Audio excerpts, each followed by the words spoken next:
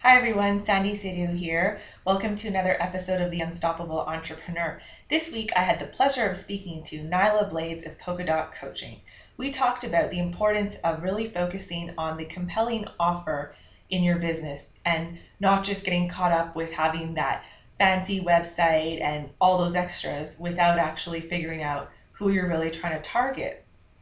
So stick around, watch the episode, and leave me any questions or comments you have.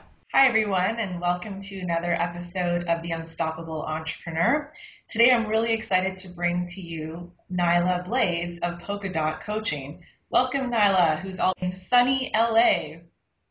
So, Hi, hello, I'm so happy to be here. why don't you just jump right in and tell us a bit about what you do and how you got there? Sure. So, like Sandy said, my name is Nyla Blades, and I am a small business coach and the founder of Polka Dot Coaching. And what I do is I help women entrepreneurs who are in the startup phase. So, typically in that 0 to 6 month, kind of into a year phase, but really at the beginning phases of their businesses. And I help them create profitable, mission driven businesses. So, businesses that are focused around their mission, businesses that they love, things that they would love to do um, you know, just for the rest of their lives. So really creating these exciting, vibrant businesses and making sure that they have a plan so that they can grow the businesses and don't stall out. Awesome. So, how did you started in the coaching business? Yeah, so I got started in coaching. So I guess my background is in strategic planning. So when I graduated from college, I actually did what I do now, but for larger companies. So I worked for big manufacturing companies and big retailers. And while I liked what I did and it was interesting, I just did not care about the companies. I didn't care about the products that, I was selling, and the passion just wasn't there. And I was just like, oh, this is too much. I can't spend another day hunched over an Excel spreadsheet in my cubicle. If not, I'm going to like choke somebody. So I did a lot of soul searching, and I started kind of thinking about the things that did make me happy. And the stuff that I kept coming back to was, I had always been involved in mentorship, and I always loved like coaching and teaching, and I had wanted to be a teacher for a little bit. I really liked that aspect of my job, was kind of breaking down kind of the complex things and explaining it in a really bite-sized way so people could grasp onto it. So that's how I came up with coaching. So looked into some certification process, got certified. So I got certified as a life purpose and a career coach, and went from there. So originally when I opened my practice, I was actually focusing on women in their 20s who were kind of going through that quarter crisis because that was what I really felt like I had gone through and had to do that soul searching to figure things out. Mhm. So and as time went on, like happens with lots of businesses, I evolved as a coach and a person, and the business kind of evolved. And I realized that I really loved helping women entrepreneurs, and I wanted to give back to women entrepreneurs. And that. And I think, there's a lot of things that you said there that was really interesting. And just to touch on the last point, is that it is important to be agile and adapt in business. And too often, I think people get stuck in that it has to all be perfect before I start. I need to have this, this, and this. And what they don't realize that it's okay that you're going to move around and you can have that idea and adjust. Would you agree? Absolutely. Yeah, I agree completely. And I think a lot of times as entrepreneurs, we do get stuck in that thing where you're like, well, I'm a, blank. I'm a marketing consultant, so I'm going to be a marketing consultant for the rest of my life or whatever that is. And I think that's where you run into trouble because, just with my experience, what I found was the clients that I was working with that were, just talking about quarter life crisis stuff and maybe relationships and careers. I wasn't as excited with them, people that were like, look, it's time for me to start a business. How do I do that? So I realized that, and, I didn't want to give less of myself to those other clients. I wanted to make sure that I was always on fire and I was always excited about what I was doing. So it was really important to recognize what was working and what wasn't working and to kind of make a shift. But like you said, I think a lot of times we get stuck in that box, like things have to be perfect and they have to be this way.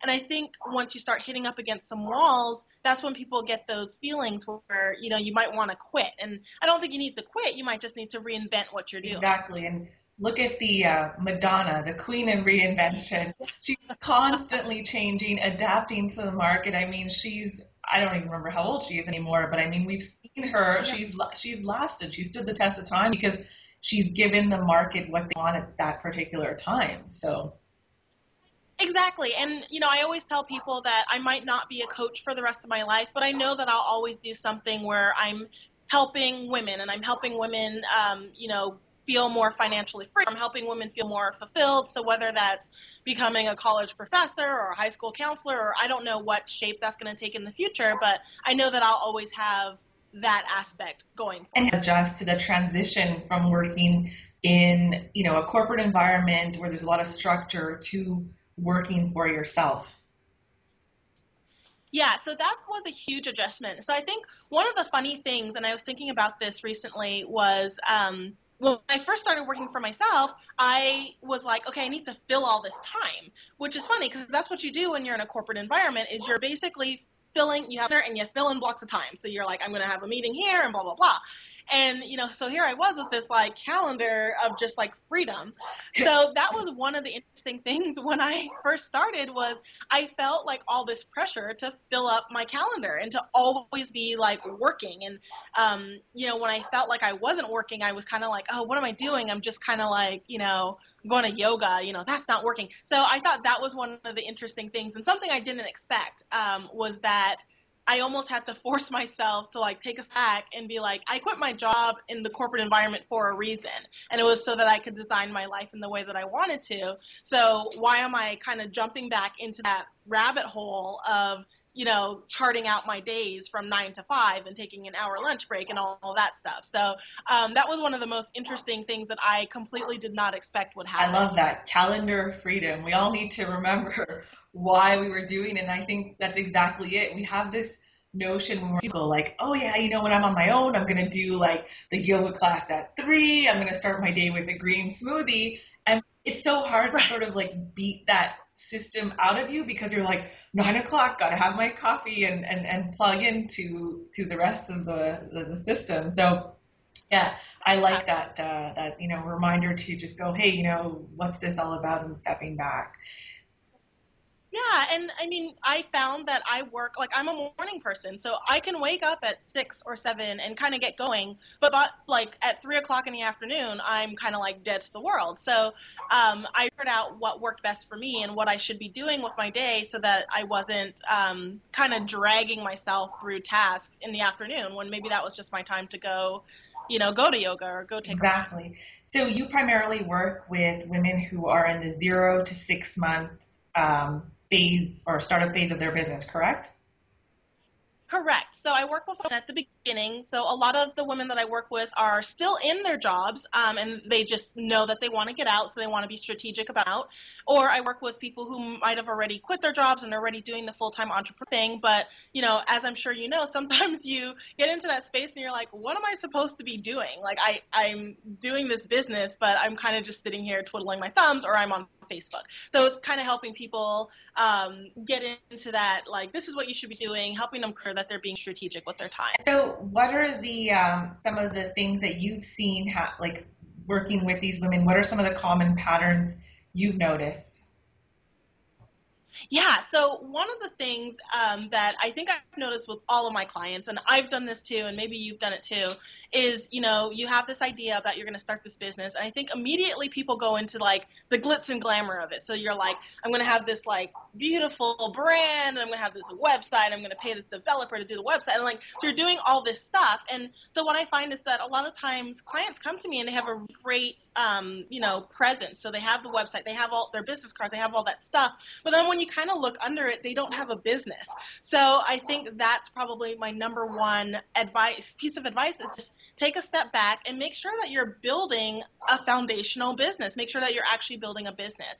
And I think the two things that I see people falling down on a little bit or skipping over, rushing over is actually creating a compelling offer. So, all of us are basically solving some problem. So really taking a step back and saying, what is the problem that I'm solving? Why is my solution different? Why should someone come to me if they're experiencing, X, Y, and Z pain? So what is my solution to this problem that is out there? And getting really clear about that, and then building your messaging and all of that around that. So it's kind of, with mine, it's like I help women build profitable, mission-driven businesses. And a lot of times women are coming to me and they have businesses that aren't profitable, or they are lacking a clear-cut plan, so they're lacking clarity. So it's kind of really taking them through that. So I think that's my number one piece of advice, is getting clear on what you're actually offering and making sure that you have your solution. The other thing that's really funny is that a lot of people have much too broad of a target audience. So I have a lot of people coming to me, and I did this in the beginning too, where it's like, I just want to help women. And then I was like, I want to help women that are stuck. So, but that could mean so much. It could be, they're stuck in a bad relationship. They're stuck with unhealthy eating habits. They're stuck in a career they don't like. There's so much stuff that can, mean women that are stuck. So I think making sure that you're really digging down and saying, who am I with? Who am I working? So am I working with, women entrepreneurs who are in the startup phase, who are between the age of 28 and 38, who, have, this more kind of positive worldview, or, really digging down and getting a clear understanding of who it is that you would love to work with. Definitely. And I think going back to your earlier point, and this is a classic example when people show up and they have the web, they want it all before they've done the sort of, like you mentioned, under the hood work and really figured out who it is they're serving, what they're going to offer. And I find sometimes what works, Color Startup, I don't know if you read that book by Chris Gillibo, he pretty much says there's three things. You need to have, people who want what you have to offer, a product or like a service, or product or service, people who want it, and a way to get paid. Like those three things. And then we add all these things and we put so many barriers in between yourself and getting that first dollar. Like, oh, I need an LLC, I need a business card, I need a website. And sometimes I'm saying, like, go talk to people, try it out, and see if you actually even like it before you do that, Yeah, it's so true. Yeah, talk to people. I always advise people, like, just start with one offer, one basic offer, and then send out a mass email to your family friends. That's like, hey, I'm doing this thing now. Are you interested? And then, gauge it, like what you're saying. Talk to people, go out and do the thing. And you might find out that you don't like doing it. You might find out that people don't need that, but maybe they need something else, and you can do that something else. So it's really important to do that research at the beginning before you get totally invested in it. Especially because I find your first few customers won't necessarily come through your website, because there is a lot of work that is involved in, putting up your website, getting the search engine optimized, whereas you might actually get a few customers from word of mouth. So they're not necessarily going to be rushing to check out your website if they know that you've worked with other people or you have things that you can point them to. So I think that's definitely something to think of. Yeah, I definitely agree. So really making sure you're, like you said, having the offer, having someone to sell it to, and then having a way to take some payment. And what would you say have been your, like, looking back to where you are now, what have you have seen have been like your biggest challenges that you've overcome?